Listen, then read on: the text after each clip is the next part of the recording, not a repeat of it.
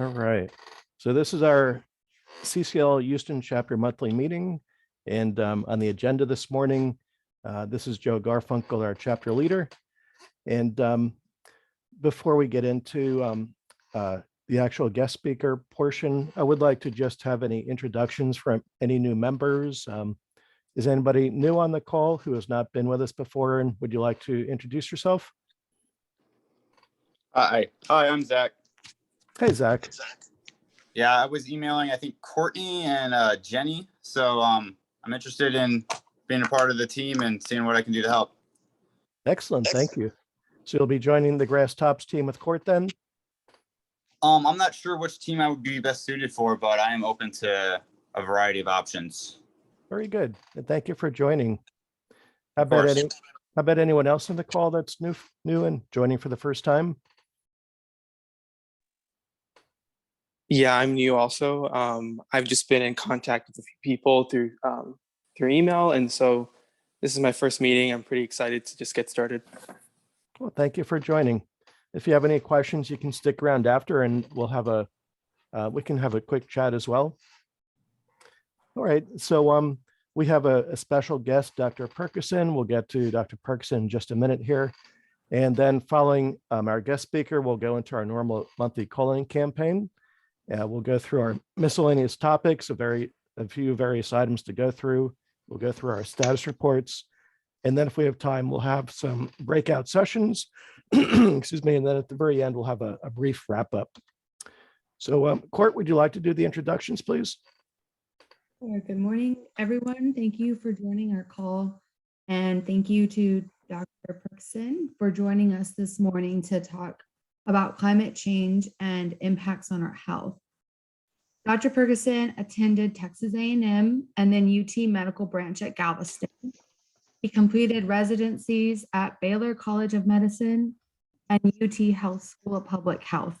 He specializes in family medicine and occupational and environmental medicine. His area of interest focus on the effectiveness of worksite healthcare innovations, and he recently published research to these fields and as they relate to climate change related health problems. So we're very excited to have you on the call this morning and look forward to your presentation. Okay, excellent. Thank you, Court. And Dr. Perkison, please feel free to go ahead and share your slides. Okay, great. Thanks. Do that. Okay. Into the show itself. Great. Well, great. It's so nice to be invited to chat with you all. Court did forward me on some of the questions that y'all had, and I'm going to try to address most of those in the talk today, and then I've copied all of them at the bottom, and we can just kind of chat. I've sort of deliberately tried to have a little bit of time for just discussion, because I think there's a lot of value in that, and I appreciate y'all's insightful questions, and think they're all very relevant. So Court said a little bit about my background. My whole career has been here in Houston since I got out of residency. And in addition to what she mentioned, I've worked in both the public and the private sector here in Houston. And for the last 7 years, I've been at the School of Public Health. And during that this 20-odd year time that I've been in Houston, I've been actively involved in a lot of our hurricanes, and Katrina and Ike and Rita, and more recently Harvey. And I also live in Meyerland, and so I've watched my neighbors get flooded 3 times. So a lot of these issues related to climate change are both professional and personal. And I think as a result, I've have a lot of passion for the subject. So lots of room to talk about some of these issues. What I'm going to talk about today is related, most of the talk is related to heat stress, because a lot of questions seem to be centered around that. But I'm also going to touch on air quality, allergen sensitization, and mental health, as well as a little bit about disaster preparedness, all in relationship to climate change. All of these are probably worthy of 30-minute talks on their own, so I'd be happy to come back and talk more about any of them in the future. But if we talk a little bit about, this slide does a nice job of summarizing really health effects related to climate change. And so if we look at the center area there, related to the physical effects, rising temperatures, extreme weather patterns, sea level rising, increase in CO2, we see the effects as relates to biological effects in the second circle, about how those physical effects relate. And then in the outer branch, we look at all the different areas that human health in particular is affected. And so we'll touch on some of these, but again, each one of those is worthy of a topic. There's been a lot of literature out there and a lot of looking at these different effects. One of the things related to heat stress is that, and I know I'm speaking to a very knowledgeable crowd, so I deleted some of my slides and tried to sort of maybe put some slides up here and information that you might not have encountered before. But a lot of our determinants of health effects is related to how much we can do about climate change now. And I think, heat stress is probably the most direct health effect. It's with warming of the climate, you can see increase in health effects. And you're probably familiar with the RCP that the United Nations uses in the World Health Organization in projecting health effects. And so the RCP is a calculation based on the degree of warming that's going to occur on the planet in the next 50 to 100 years. And you can see the RCP of 4.5. You can see how the areas of the country are going to warm by 3 to 4 degrees. And in higher CO2 concentrations, that increases to 7 or 8 degrees. And each one of these has increases in the degree of heat stress effects in part of the country that we're going to talk about. Probably the most dramatic and also the most definitive way of looking at heat stress is in terms of heat-related fatalities, particularly in work. And this is from the Occupational Safety Health Administration, or OSHA, website that looks at heat fatalities. The last one I could find was the year 2014, but it gives you an idea of the distribution of where heat deaths are occurring. And you can see up and down California a lot related to the migrant farm worker populations that are outside doing a lot of heavy and really heavy work and exposed to these hot temperatures. But you can see it's scattered along in the East Coast as well, and here in Texas. One of the things we tend to think for, and I myself, had done this, is that we look at heat is slowly rising, each year going up a little bit more. Currently, the global temperatures are about 1.3 degrees above pre-industrial temperatures. And you saw the scenarios of 7 or 8, as dramatic as our weather effects are now, they pale in comparison to what could happen.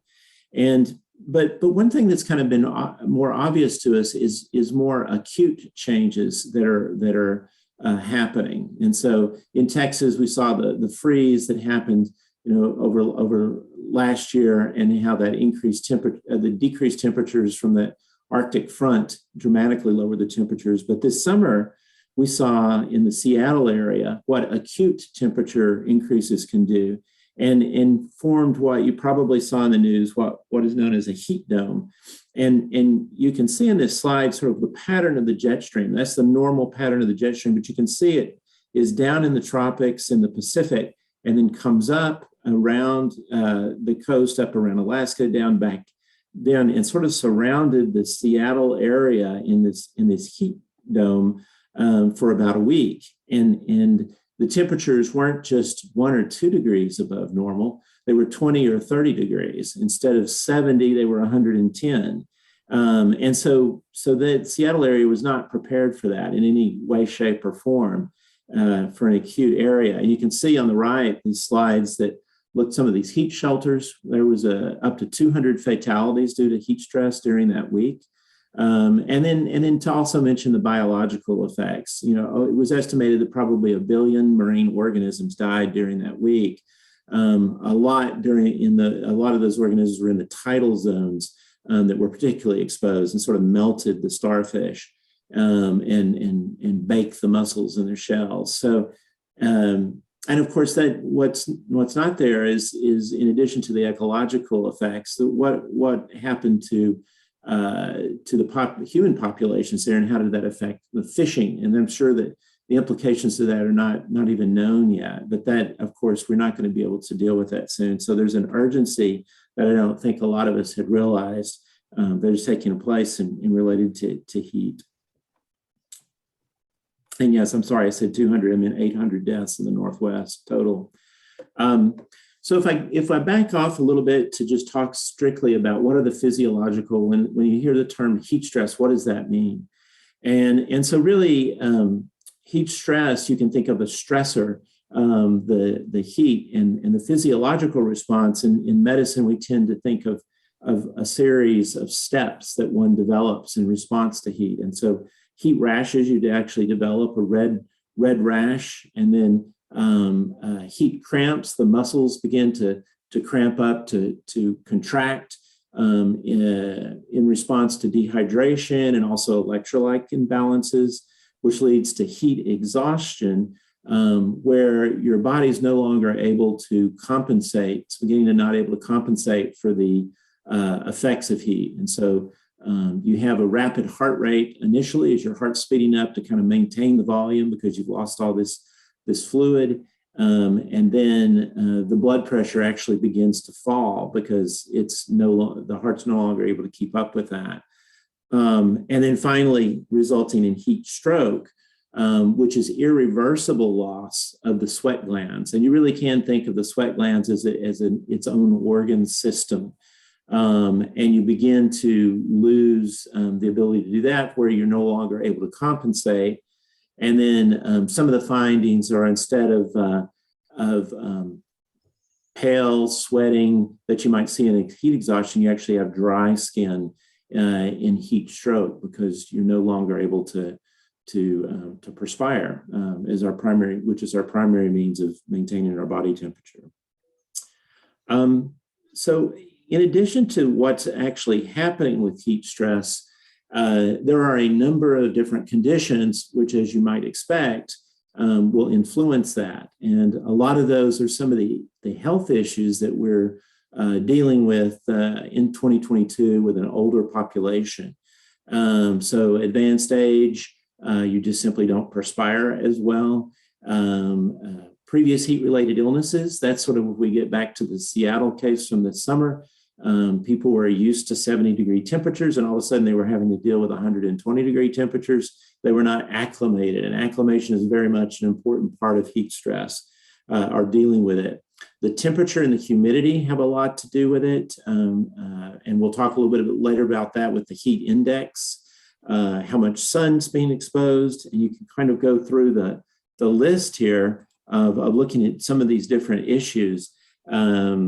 If we go back to some of the comorbid or medical conditions, medications. So everyone with high blood pressure, a very common blood pressure medication is a diuretic. You're more predisposed to being fluid depleted with these medications, and you're also more predisposed to electrolyte imbalances anyway. When someone's on an antihypertensive, we need to monitor their potassium at least annually, because they can easily become depleted, or you can have an increased potassium level depending on the meds. So these people are already a little bit at an imbalance. Pregnancy, as you might expect, shifts these fluid volumes a lot. And so women that are pregnant are much more at risk for heat stroke or the effects of heat stress. And then, lack of recent exposure. So how well, again, you're acclimated. Another issue is related to, Court mentioned that one of my specialties is occupational environmental medicine. So if we look at the occupational effects, it presents a bit differently than standard heat stress. And so you think about workers that are outside doing heavy manual work. And so when you look at the effects of heat stress, it presents differently than it does in people that are not involved in work when they experience heat stress. And so, as you might expect, it's a younger population.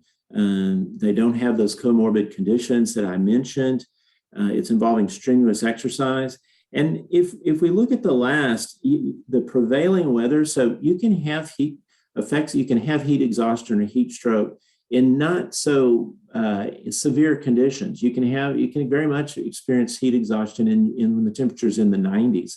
If you're doing strenuous work and you're not allowed to have breaks, you can begin to experience this.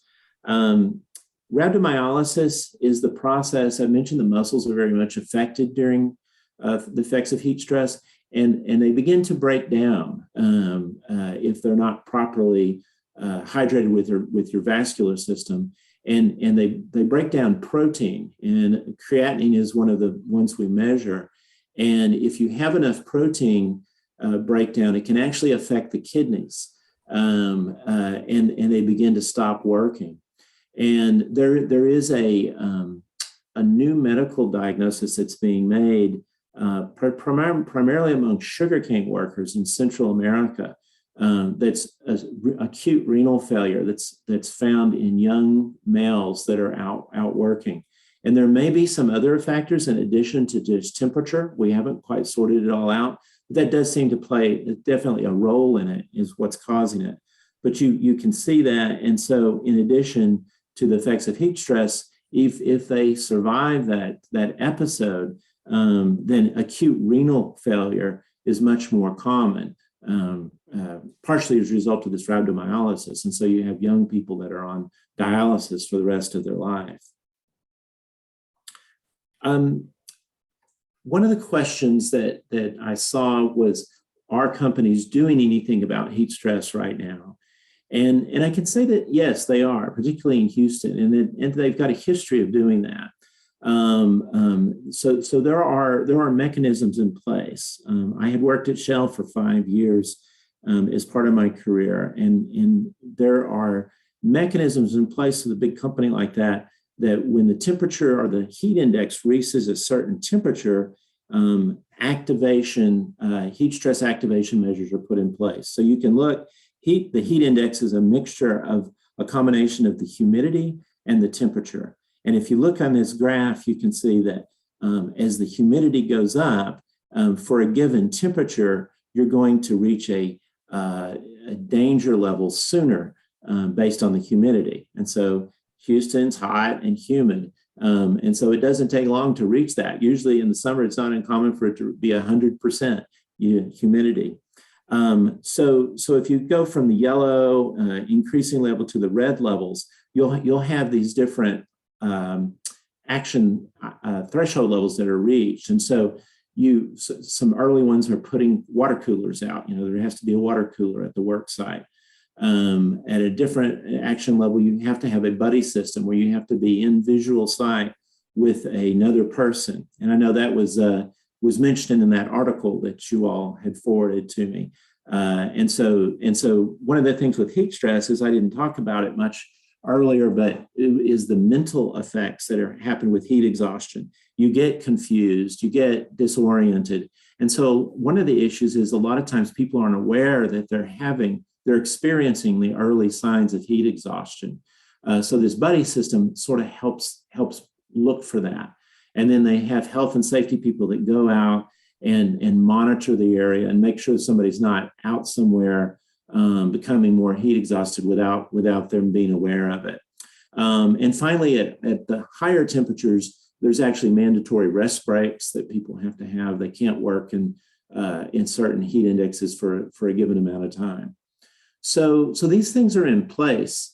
The issues with them are that, one, things still happen. There's still not enough awareness of this.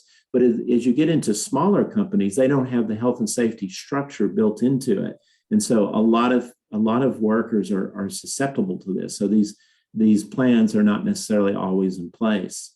I had mentioned that in California, you saw those heat fatalities. Well, a few years ago, they have a state occupational safety and health association group. It's a state group that can increase controls on the workplace over what the federal OSHA program would have. And so they enacted their own heat stress program in order to lower those fatalities. And so they mandated that for the migrant farm workers out in the fields, that they had to have a water station within sight, within a couple hundred feet of where they're at. There was mandatory breaks. There were more fines. There were more criminal charges, even if employers did not have these things in place that currently our federal guidelines don't. So it's not all equal across the country. The other thing, in addition to small companies, is that up in the northern areas, they don't have these heat stress programs in place because they haven't needed them. It never got that hot, or it was only a very small amount of time. But with the change in climate, with gradual increases, as well as these acute increases due to meteorological phenomena that I mentioned earlier, we need to have these heat programs in place in the more northern climates that didn't need it before. I have a slide here from OSHA. If you all are in your networking, if you're involved, OSHA is a great site to go to. And it's applicable not only to the work site, but to communities in general that need some guidelines to be established for how do we prepare for heat stress. They've got really a lot of training. You can see on this screenshot that I did is that there's education training materials there, videos, they're in English, they're in Spanish, smartphone apps. They've done a lot of work that's all available to the public to use. So I would encourage you all, either in your own business or communities or networks, that this can be useful information, can be useful for neighborhood associations, other things to look at. Additionally, you can see on the right highlights that there has been a lot of movement, and I've been involved in that, on making a federal heat standard for all of the United States. And at the end of this presentation, I have a website for on February 22nd. There's actually a public hearing for people to listen in on, or if they submit it, and I'm sorry for the short deadline, but by February 15th, if you can actually submit comments or schedule a time to speak for this, then that you are eligible to do that. And this is, I'll have that website at the end of this presentation. Dr. Rhonda McCarthy, that was featured in that article that you all sent to me, is a colleague of mine. We worked together closely and have published a number of articles together on heat stress, and she's testified to Congress, on this. And so a lot of us in the medical profession are very much involved in pushing this forward, trying to kind of give the medical reasons for why we need to do this. Okay, so I'm going to shift gears and more briefly touch on a few other health effects associated with climate change. And like I say, these all can be expanded on for their own talk. But if we look at outdoor air quality, the main culprits that are associated with air pollution related to climate change are ozone, nitric oxide, and particulate matter. And so particulate matter is produced, if you're not familiar with that, you've probably seen it in the news or read about it. It was really any product of combustion, and it's made up of a variety of particles depending upon what's being combusted. But carbon plays a large role, really small particles. This little diagram talks a little bit about ozone and nitric oxide. So nitric oxide is our NOx, as you probably see. NO2 or NO3 is produced, again, by carbon combustion in any petrochemical reaction, either in automobiles or in industry. This nitric oxide products are respiratory irritants in themselves, but they react with ultraviolet light, and it's driven by temperature, that they cleave off one of these oxygen molecules, and it adds on to O2 in the atmosphere to form O3, which is ozone. And the higher the temperature, the more this reaction occurs to the right, the more ozone that is being produced. And that's why you'll see more ozone action days in the summertime. In addition to production of ozone and nitric oxide and particulate matter from carbon combustion, wildfires are also greatly contributing to air pollution. And we haven't seen much of that here in the Houston area, but if you have friends or family over on the West Coast, they can tell you that air quality is very much affected. And so that's pretty intuitive. If you're burning a lot of forests, you're having a lot of carbon molecules out there in the atmosphere contributing to this. But not only the forests, but also when structures are burned, homes, cities, buildings, anything, you're burning plastics, you're burning a lot of volatile substances that when they're aerosolized, they have their own health effects. So what happens when we have these effects in the air pollution? One thing is that not only what I just mentioned, but also the increased temperatures and aerosolized particles of like pesticides in particular are actually absorbed by the body more rapidly. And so again, if we go back to our migrant farm workers, they may at a certain temperature be able to work with a given amount of pesticides in the atmosphere without harmful health effects, but at increased temperatures, now they're absorbing a lot more of these pesticides.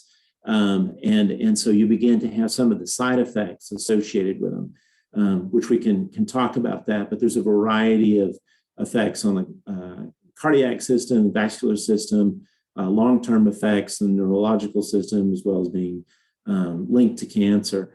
One of the questions was related to children, and of course, they are more susceptible to toxic effects much more than adults because it doesn't take as much absorption to achieve some of these toxic threshold levels. And then when we have the droughts, like as in the Southwest, these dry, dusty conditions, all of this contributes to poor air quality, and aerosolized sand, particles, silica, all these things are respiratory irritants. So if we go back and look sort of what are the health effects to all these different air pollutants that I just talked about, ozone, nitric oxide, and dust are all considered to be upper and lower airway irritants. And so they're not causing an allergic reaction necessarily, but they're irritating the airways. They're oxidizing these respiratory cells to create more inflammation. And so a lot of times what we'll say in the medical literature is that ozone, nitric oxide, and dust don't necessarily cause asthma. They're not a cause of asthma or COPD or emphysema, but they exacerbate the condition of those that do have that diagnosis. And I can tell you, I've been involved in studies where I was doing in-depth physical evaluations in histories and physicals on adults with severe asthma. And it's hard for most of us to really conceptualize how much this change in these ozone levels are affecting their daily life. And so they know on ozone action day, if they go outside, they'll wind up in the hospital. They're very much attuned to what is happening in the air pollutant level. On my own sort of personal level, I had asthma fairly severely as a kid, and I still have reactive airway disease, but as an adult, my airways got larger and they're compensated, and I'm able to do 99% of the things. But I do know that when I go jog, I avoid jogging during the rush hour because I can feel that effects of all the exhaust. And that's just kind of a small symptom, but gives me kind of partially relate to the symptoms that these people with severe asthma are experiencing. Particulate matter I've mentioned. So if you think about these super small carbon particles, they're referred to in terms of their size, and less than 2.5 microns, 2.5 to 5 microns.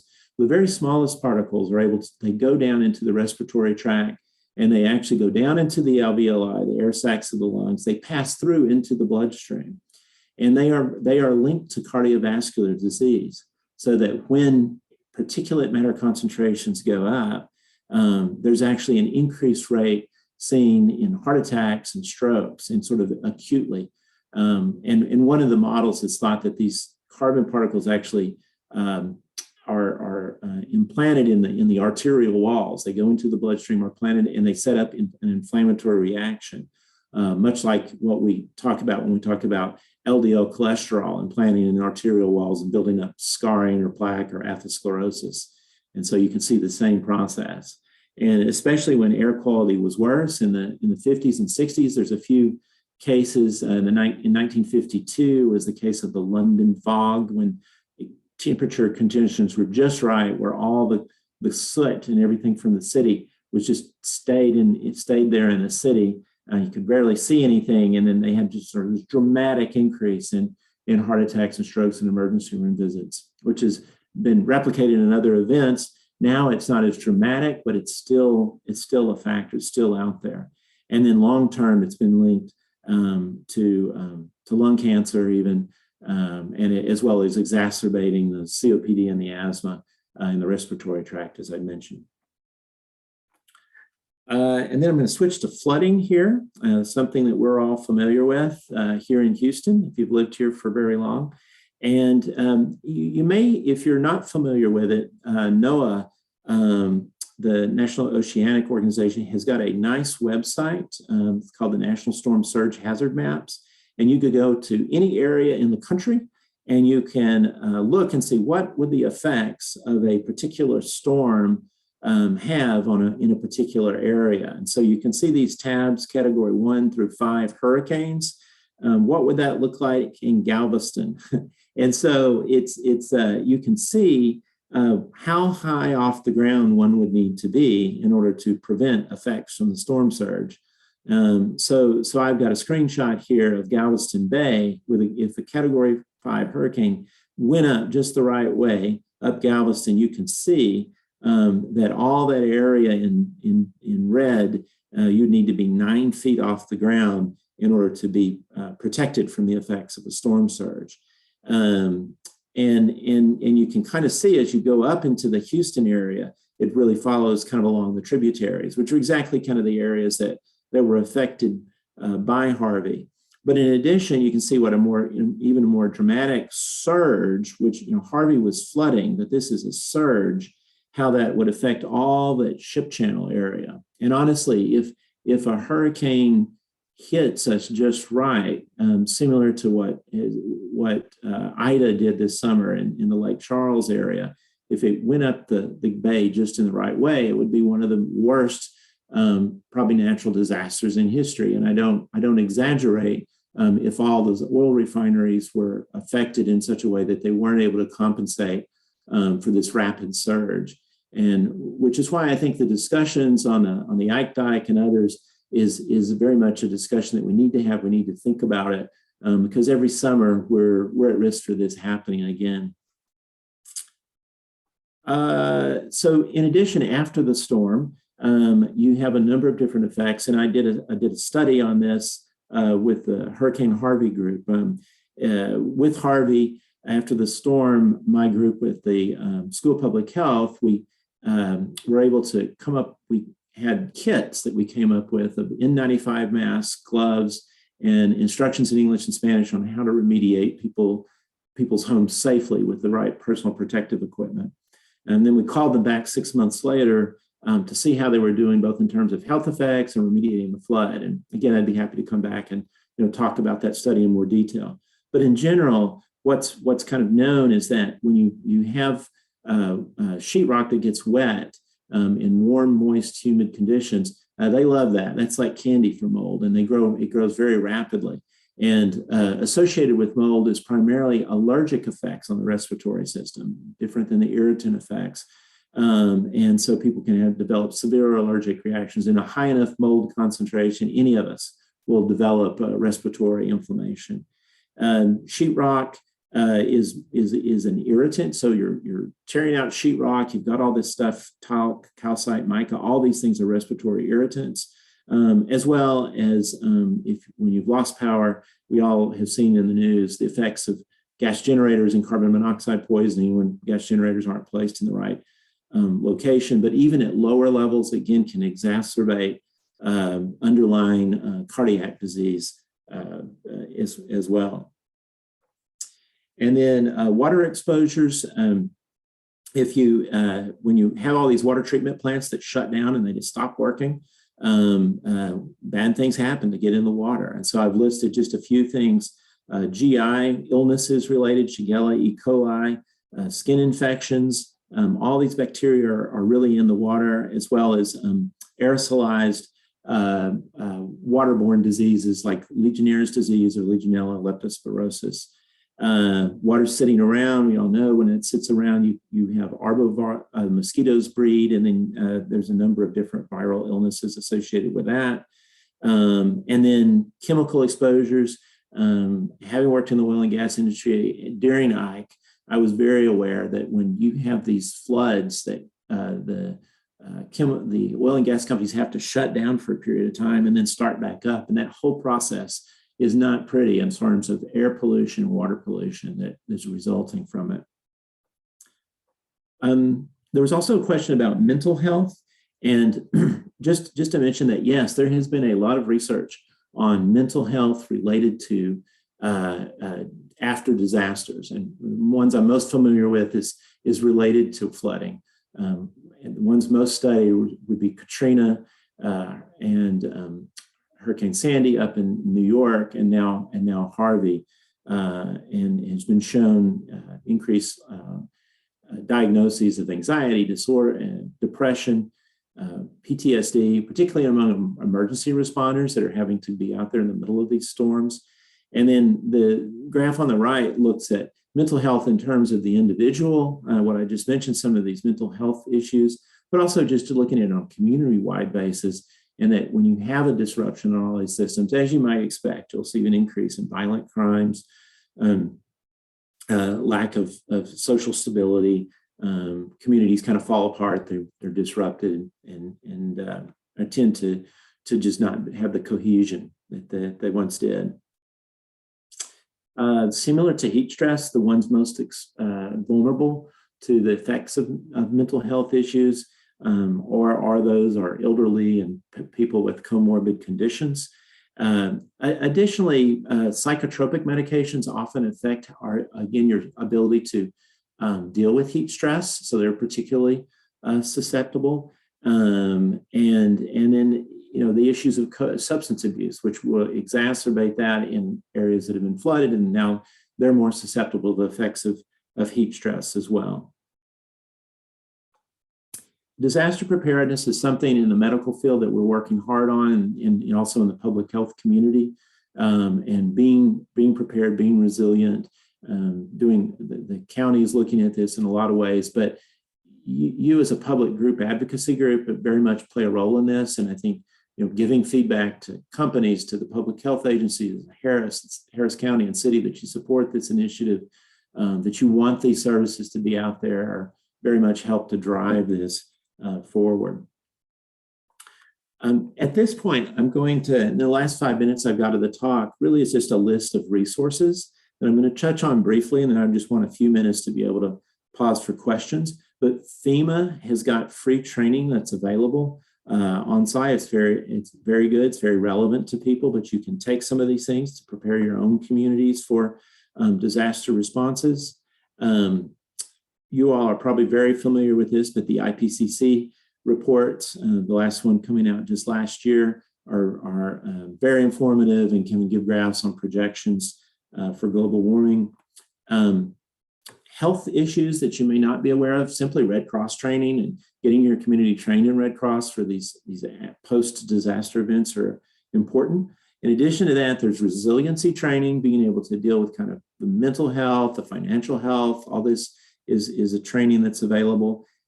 Mental health first aid is something, a course that I have taken, and it's really good. It's trying to get communities or workplaces to recognize symptoms of depression and anxiety early, to try to kind of get over some of the taboos about mental health, so that you can get help for yourself or for others, your colleagues, early. And so it's really good. It's really when to call. So I would recommend that. I mentioned the NOAA websites earlier. And then there was also a question about just what are we doing in the medical community about climate change?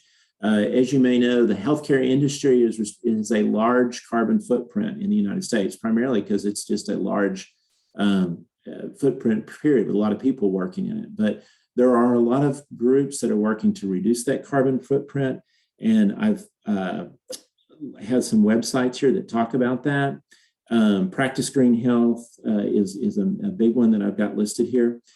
The Medical Society Consortium on Climate and Health is a group of medical professionals from, it must be 150 different specialties that come together. They've all got their own guidelines on how it affects the specialty related to health. So there's a lot of movement on that. And this, again, all these references are good resources for people in any walk of life as to how to get more educational material on climate change, or advocacy groups. My own professional organization, the American College of Occupational Environmental Medicine, is a great resource. If you're not familiar with Stephanie Thomas and Public Citizen, she and I communicate on a regular basis about just different initiatives going on in the city, and looking for partnerships and ways to work together. SEER is a group that I'm a member of that is dealing with the effects of climate change, particularly flooding in the 3rd and 5th Ward. Great group working to try to lobby the city to do more. And then I've listed a few of these other organizations you're probably familiar with. This one up on top is the OSHA regulations for 2022 that it gives you information about that public hearing on heat stress on February 22nd. Lastly, I've got my email here that you all don't hesitate to reach out to me if you have specific questions or other talks that I could give or ways to just simply collaborate. I look at my role at the School of Public Health as a consultant for really any group, and would be happy to do that. And then the group that I work for within the School of Public Health is the Southwest Center of Occupational Environmental Health. And in that group, we have epidemiologists, industrial hygienists, water quality experts. We're made up of a department, a variety of different specialists that part of our role is to provide information to the public and work with the public. So reach out to us. I have some references here. And then last thing is I have those additional questions that you all had. I tried to address as many of them as I could in the time that I have. And I will pause here and I'll let Court, tell me how much time I have for questions.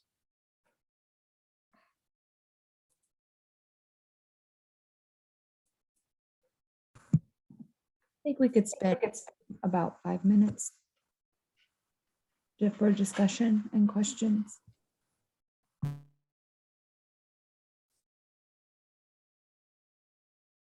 So I have a question. I was just wondering what your thoughts are about the Ike Dike and what should be advocated for in that area.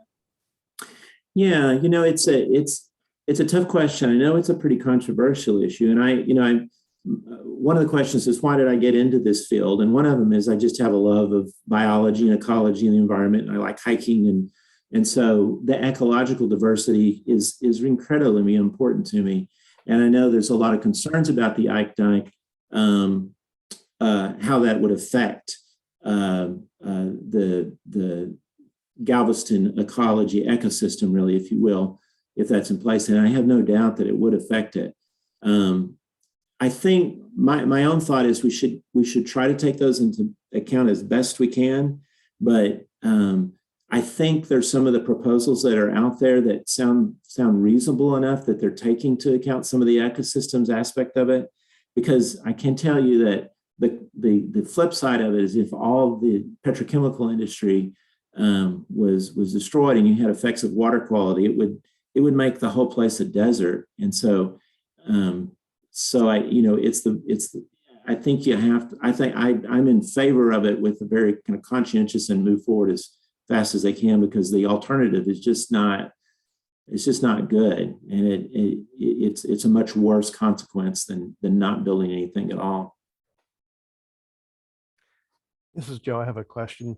I was wondering in regards to mental health and related to climate change, and I was just curious, with the treatment for climate change mental health be the same as other mental health, or is there something special that might be different about it? No, not really. I think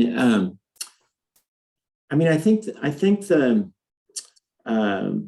one of it is simply it's more financial than it is medical. So when somebody has depression due to some issue or anxiety due to some issue, in general, we approach it the same way with the counseling and medication and monitoring for side effects. That's what physicians are trained, to do, that sort of individual basis.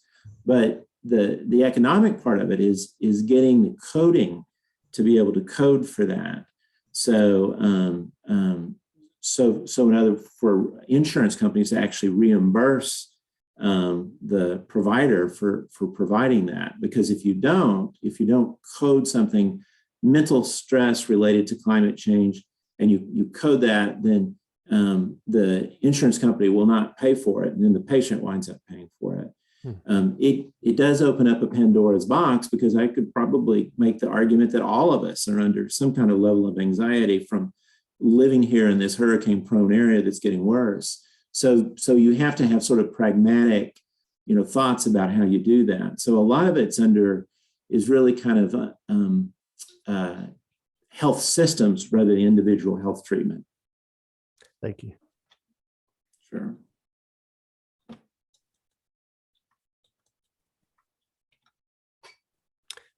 Court or Judith, anything else? So have you endorsed the legislation that Citizens Climate Lobby favors? And would you be interested in doing that if you haven't? Yeah, no, I would. I think that I think that your focus on from what I know of it with the carbon trading, carbon caps, I think that's an important part of it. Yes. So I think we have to. I'm sure you all know more about it than I do in terms of those concerns about these large companies that are able to kind of buy their way out of pollution. They do something in return for carbon caps, and so I think just kind of things put in place to kind of prevent that from happening from somebody to. Because any carbon emission is a bad thing, and so we have to kind of push that. So, but I really agree in principle, and having economic principles to kind of drive this is critical. So I certainly can't endorse it as an individual, and I would. I can't endorse it, for the University of Texas School of Public Health. I'll get in trouble for that, but I can as a physician and as a specialist in occupational environmental medicine. Thank you. Yeah. That would be Okay. wonderful. I'm thinking we should probably wrap it up now so we can get on to the rest of our agenda. I would like to have everyone turn on their cameras if they could, so we can take a group photo, if everybody's okay with that.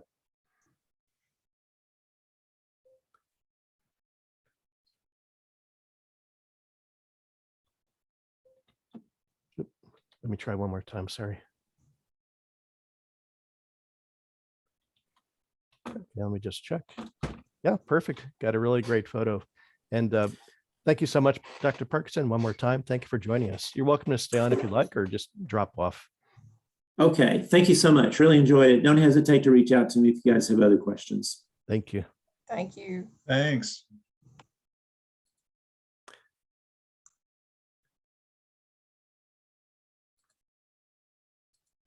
Okay, I'm sharing my screen again. Let me know if everybody can see. You can see. Yes. Okay, great. And there we go. So Mark, we're going to go into the calling campaign. If you'd like to go ahead and get that started for us. Thank you, Jeff. Yeah, so we're continuing our calling campaign, asking our congressional representatives to support the Energy Innovation and Carbon Dividend Act. Currently, there is a bill in the House. It's in committees. And so, yeah, we're excited about that. I know it's been sitting there for a long time, but we know if we're keeping up with the news that the Senate still has a possibility of passing some climate legislation. and we hope that it will include a fee on carbon products. So if you're not a part of the monthly calling campaign, there's a web link there that you can see on the screen. You can join that. Simply what that does is you get a reminder once a month to call your congressional reps, and they'll have a script on there too. We're gonna take a few minutes here and call our senators as well as our congressional representatives. So that's letter B there on the slide. And so I'll demonstrate that for people that haven't done it. And if the rest of you will take your phones and put yourselves on mute and go ahead and call the two senators. And if you go to that web link, it'll bring up their Washington numbers. You might have better luck just calling the local numbers that are listed on the slide down at the bottom here. So let me go ahead and demonstrate. I'll call Senator Cornyn, and I'll follow the script. Almost always we get a recording, so there's usually not a voice-to-voice live interaction.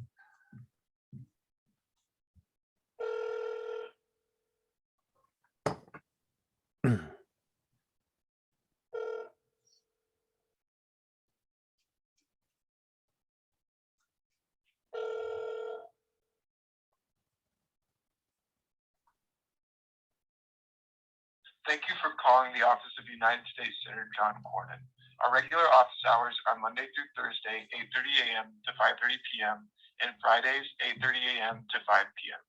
To leave a message for the senator or a member of the staff, please leave your name, zip code, and a brief message after the tone.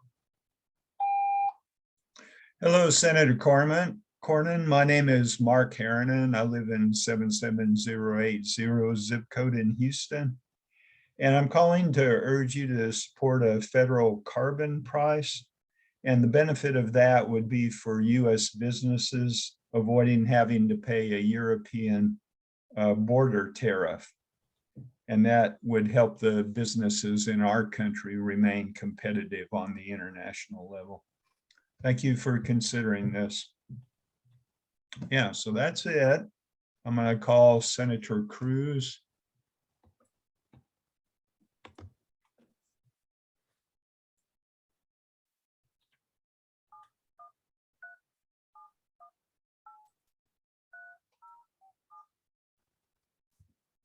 Okay, and Mark, while you're doing that, this is a good time for everybody to go ahead and start making their calls as well.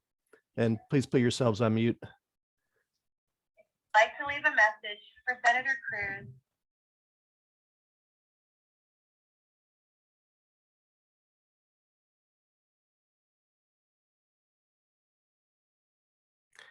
Okay, just checking if everybody can still hear me. Yes. Okay, it looks like most everybody's done, so I'm going to share my screen again and we'll go on.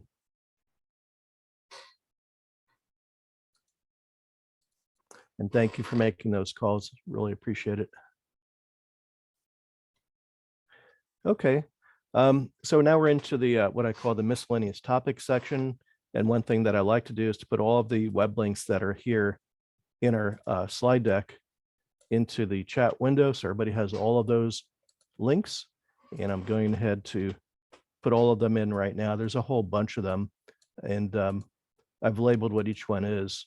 So as we go through, you'll be able to just refer back to that. One of them is the web link to our Houston chapter website. And the second one is also the link to this slide deck that we're reviewing right now, so everybody can refer back to this later. Okay, the next action section here in our agenda, one more step that we like everybody to do to help participate is to help us send an email to President Biden, and again, asking him to do what he can to help support climate change. The link is here, and if we can just take roughly a minute or two to do this as well, really appreciate it. We'll just pause here for a minute.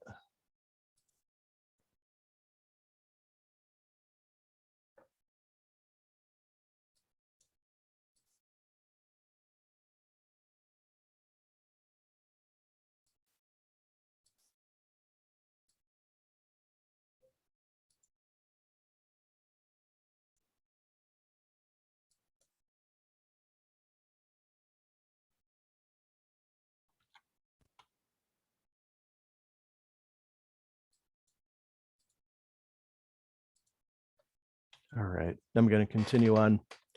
This next topic here, we're always very anxious to know what progress is being made in Washington, D.C. on getting Congress to pass our carbon dividends legislation. And it's taking much longer really than what we had expected, but progress is still being made. And so the next thing I want to do is just to play this video recording. It's a YouTube video recording from Jen Tyler, who is our CCL Director of Government Affairs. This will just take a few minutes, and I'm going to go ahead and start playing it. Once it starts, just shout out. Just want to make sure everybody can hear the sound once it starts. Hello, everyone. For those of you who I haven't met before, my name is Jen. Can everybody hear that sound? Hello? Yes. Yes. Perfect. I'll restart it. Tyler. I joined CCL last August as Director of Government Affairs after nearly 8 years in the House of Representatives. I loved working with CCL when I was in the House, and am so excited to now be a part of the CCL family. Now let's get to our favorite or least favorite topic, depending on the day, Congress. We're in a new year. Congress has a lengthy to-do list as always, but it's being complicated now by increasing remote work due to COVID and the fact that we're in a campaign year heading towards the midterm elections. But most importantly to us, Congress is continuing to work on Build Back Better, which, as we all know, is the reconciliation bill. Last week, I'm sure many of you saw, President Biden held a press conference where he stated that the pathway forward on Build Back Better would likely have to be through a trimmed down package. He also indicated what we've heard from countless senators, including Senator Manchin himself, that the climate and energy provisions are some of the easiest to reach consensus on, and thus should be the centerpiece of the slimmer bill. Now, there's still a lot left to be decided by the Senate and the White House, including what would the trimmed down package actually look like? How are they going to reach 51 votes? A lot is still uncertain. But the one thing that is very clear is that the climate provisions are at the top of the list. I know at this point, many of us are struggling to find any excitement or motivation given the months and months and months that this has dragged on. And while we still have at least a couple of months to go, this is an important moment and a significant victory for CCL. While many key Democratic priorities are facing the chopping block altogether, there's consensus that meaningful climate and environmental investments must stay. That's a big deal. I'm not sure many people outside of this group would have thought it was possible even a year ago for climate change policy to be the top legislative priority for Democrats in their largest legislative effort. The fact that climate change provisions have not only remained on the table, but have risen to be the centerpiece of reconciliation is in large part due to the countless calls and emails you all have sent. Your voices are being heard. We need to keep it up. While we do definitely still face an uphill battle, a climate-centric reconciliation package provides a new opening for price on carbon. The majority of other climate provisions being considered have significant price tags of hundreds of billions of dollars. A price on carbon is one of the only climate policies that would generate revenue instead of spending it and help pay for the package. That's a tremendous selling point that's unique to our policy. So we need to capitalize on the new edge that carbon pricing has within a trimmed down package by continuing to let the White House and Senate Democrats know that they must take action on climate change now, and they should do so by pricing carbon. So please continue to use the action tools online at cclusa.org/action to make sure your voice is heard. And most importantly, pace yourselves, don't lose sight of the progress you've already made, and keep up the great work. All right, great. I thought that was a really good status report, and that's why I wanted to share it with everybody. All right, so continuing on with some of the other items we have here, and let me just make the screen bigger here. One of the new projects that CCL in Texas has started up is what CCL is calling our Texas Teen Climate Champions to do what we can to help get teens and youth involved in our climate advocacy. And we're really looking for volunteers to help out, both teen participants as well as adults. And the web link is here, and it's one of the web links I've already pasted into the chat. If anyone thinks they might be interested, please just go ahead and reach out. And the contact there is Bob Hendricks, and his email is in the chat as well. Okay, just a brief announcement here. As always, the CCL National Monthly Speaker follows immediately after our meeting. So our meeting ends at noon today, and then right at noon CST time. If anybody is interested, the CCL National Monthly Speaker is James Baylog from the Earth Vision Institute, and he's going to be talking, I think, about his documentary he made, which is called Chasing Ice. So it sounds like it should be very interesting, and that link and information is there as well. Okay, and in case anyone forgot, our voting starts up again, actually on Monday. That's February 14th for early voting in the Texas primary. And wanted to remind everybody of that. And for those that live in Harris County, the link is there for any voting information you might need. It's just www.harrisvotes.com.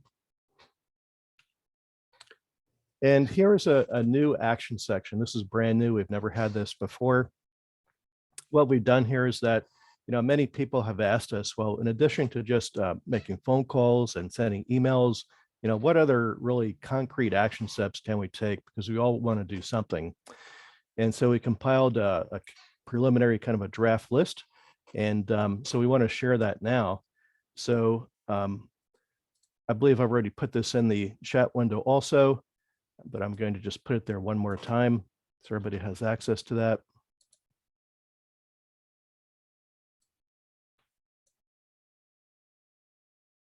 Let's see.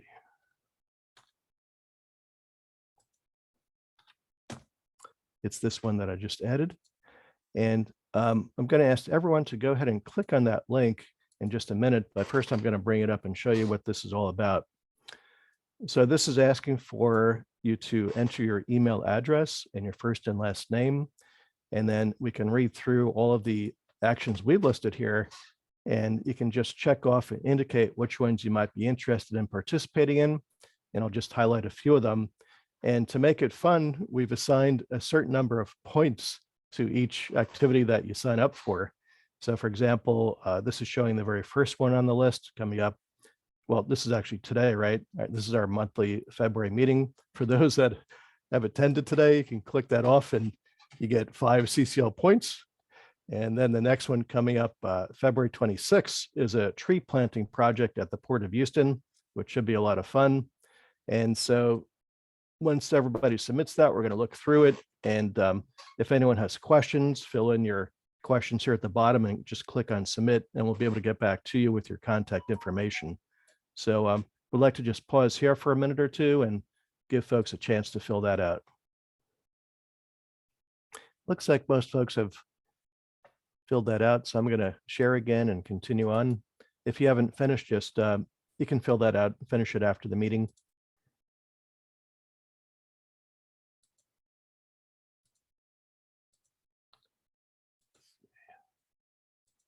Just checking if you can see my screen again. Yes. Okay, great.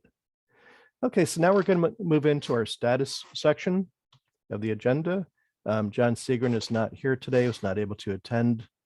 But one item that he did highlight, and this is very exciting, for our legislation that's in Congress, HR 763, we continue to get new endorsements from our members of Congress. And just as of this week, 2 additional representatives have signed up and endorsed that. And so it's up to 94 endorsements from members of the House. So that's really exciting. Okay, Court, grass tops. All right, thank you. This lever focuses primarily on getting endorsements for our HR 2307 Energy Innovation and Carbon Dividend Act. And how we do that is we start engaging and developing relationships with businesses, churches, those members of the communities who have a different voice than us as constituents. And so as you can see here on the slide, these are just some of the individuals and businesses who have recently, over the last year, endorsed our bill. And so they do that by going to a specific link. So since our discussion with Dr. Perkson, what I'll do after this call is I'll send him some links and he can make his choice to endorse the Energy Innovation Act, as well as just a general price on carbon. And so for this first quarter of the year, we have some ongoing projects such as reaching out to economists at different universities, getting them to endorse a carbon price. And then we do presentations to different organizations. And I was recently asked by another CCL group to possibly look at Dusty Baker as a possible endorsement. So he manages the Astros and he has a solar and winery establishments in California. So that's something that could be of interest for someone in Grasstops. And we are also trying to develop our relationship with the Port of Houston. So later we'll discuss a volunteer, and you saw that on your Google form. There's a volunteer event in 2 Saturdays. And then another idea that I've been thinking about is relocated businesses. So maybe that's an individual who had something on Galveston Island and now they've made a choice to come into Upland, Houston, or maybe it's someone from Louisiana who got displaced and has now established their business in the greater Houston area. So that's a summary of what Grasstops does, what our goals are. And so if you have any questions, you can email me. I'll put my email in the chat. And yeah, look forward to having all of the recent newcomers who are on the call. Thanks for taking the time to learn more about CCL. And yeah, stick around after the call if y'all have additional questions. Thank you, Court. Go on to the next slide. Mark? Yes, good morning, everyone. So I'm the leader of the grassroots team. And basically what we're doing beyond the calling campaign is we're looking for places where we can do a presentation about the carbon fee and dividend bill. And if we can find any tabling events and we feel safe doing that, all masked up and vaccinated, we'd also give that a consideration. So recently I've reached out to Boy Scouts. I'm still waiting on a reply from them. I had a contact with them. I reached out to a church, Christ the King Lutheran Church. The response I received was the individual is working on a resolution to present to that church's national body around the issue of climate change and hopefully about fee on carbon, but I offered that we could do a presentation. Also reached out to a conference that's coming up. I think it's mainly a business conference called the Climate Solutions Discussion. Perhaps we could have had a table there, but unfortunately I haven't received a response on that. Probably one thing that people may be interested in, and Joe, you might be able to give some details on this, but we do have a presentation coming up in March at the Houston Electric Auto Association. So that will be an opportunity to educate their members about our position on fee and dividend on carbon products. So we're always looking for opportunities where we could either present or do some tabling and meet people one-on-one that way. I'm committed to trying to make outreach to the Spanish-speaking community in Houston. I am in the process of contacting Mi Familia Vota. And so I can hopefully I can report on that at our next meeting. That's it. Thank you, Mark. And yeah, just to talk more about our speaking engagement. So this is something that we do as part of our outreach to the local community. We've given several presentations last year and earlier this year already.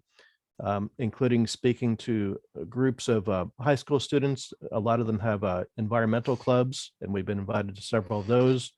We've given presentations at several churches, and it's something that's actually fun and really, really rewarding to participate in. Typically, we have a group of 4 or 5 that will get involved and prep in advance and be able to speak to several slides in our slide deck. If anyone is interested in simply joining the event and simply to watch us or to participate, please just put your name, email address in the chat and let us know. Okay, moving on to the next slide. This is my lever status for the media team. And again, this is Joe Garfunkel. So in the media team, we publish our monthly newsletter. Everybody here, if you're a member, if you've signed up, I know we have a few new people, but I'm not sure if you've signed up or not. You'll be on our mailing list and you'll receive our monthly newsletter. And so here are the links for our January newsletter from last month and the most current one that went out this week. Just chock full with all kinds of information and details and other web links to click on. In addition, we like to write lots of letters to the editor to communicate our message through the newspapers and to advocate for what we're trying to do.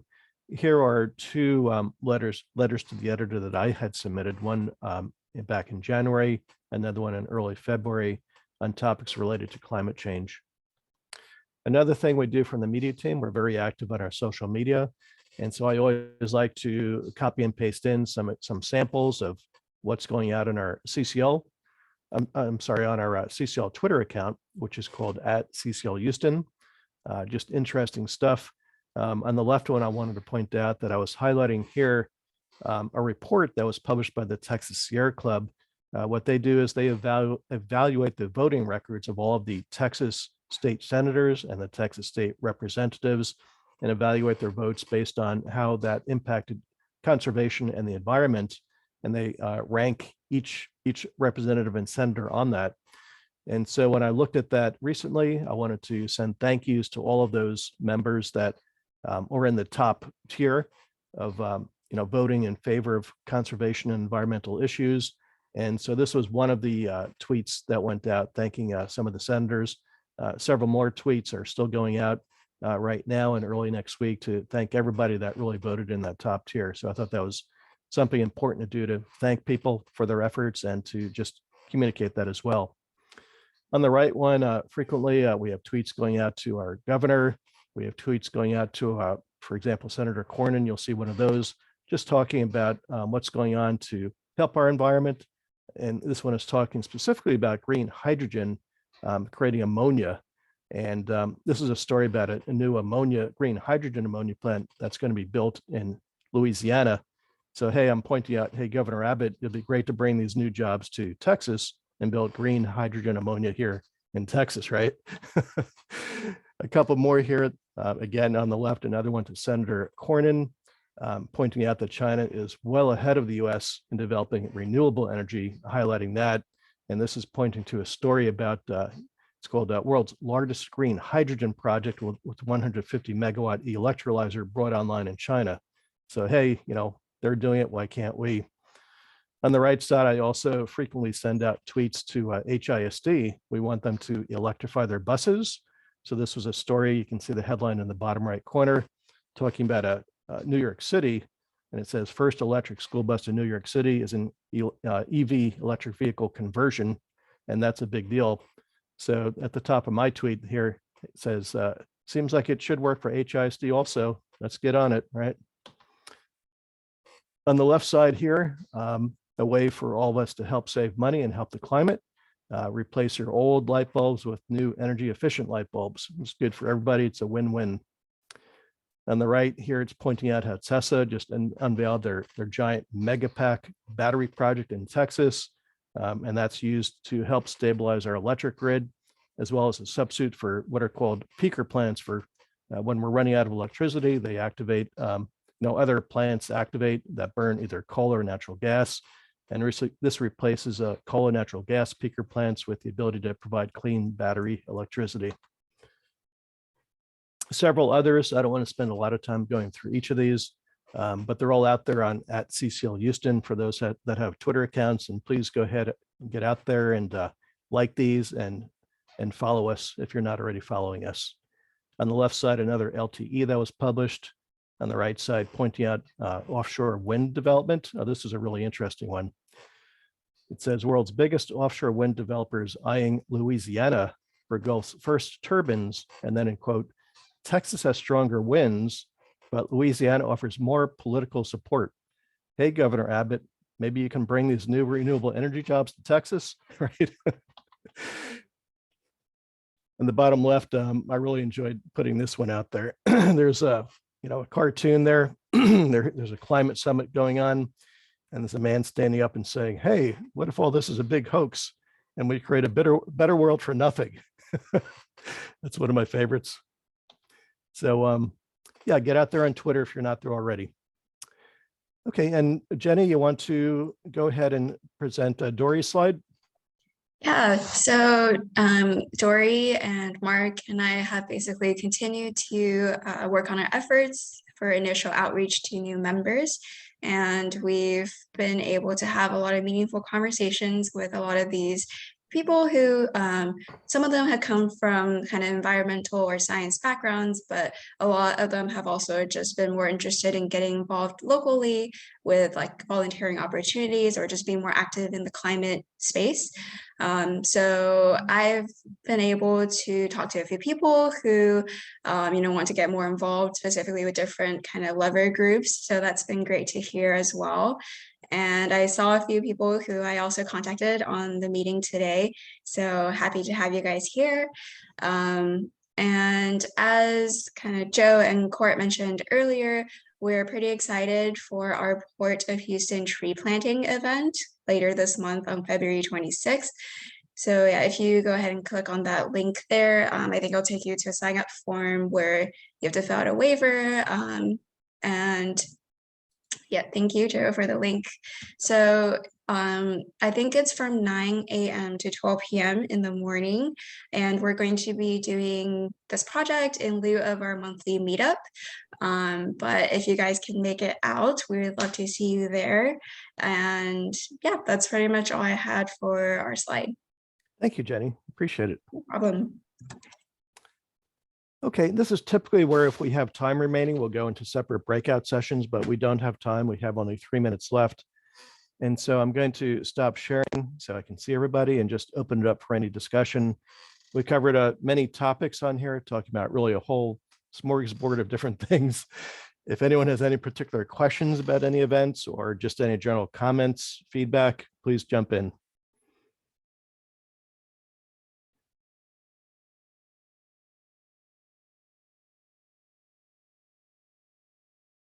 John, you're on mute. It looks like you're trying to talk. I'll just say that Kristen and I gave a inroads presentation to the League of Women Voters Bay Area. When was that? A couple of weeks ago, Kristen? Something like that. Yeah. Seemed to go well. Excellent. Actually, I gave another NREDS to Society of Women Engineers. Good. Very This nice. last week was really good. Thank you for that. And so in general, if any of you are talking to anyone in any organization that you think an inroads presentation might make sense, then let me or Kristen know, and because we'll be happy to put on a presentation. John, we have several new people on the call today, I think for the first time, and maybe you want to describe what En-ROADS is and what it's used for and why we're interested in that. Okay, En-ROADS is a simulator, a climate solutions simulator. That's important. You test out various solutions for the climate problem. It's developed at MIT Sloan School of Management. They're a sustainability initiative, and it allows you to try out various scenarios for solving the climate problem, and you get the results shown. There it is. Over on the left-hand side are any variety of plots that basically represent inputs. On the right-hand side, you can see it's greenhouse gas net emissions. So that plot or any other plot, you can see what happens over the next century. In the lower half, you have levers that represent actions, policies that you're proposing that be enacted, starting at what changes would you like? For example, the carbon price at the bottom, go ahead and click on that.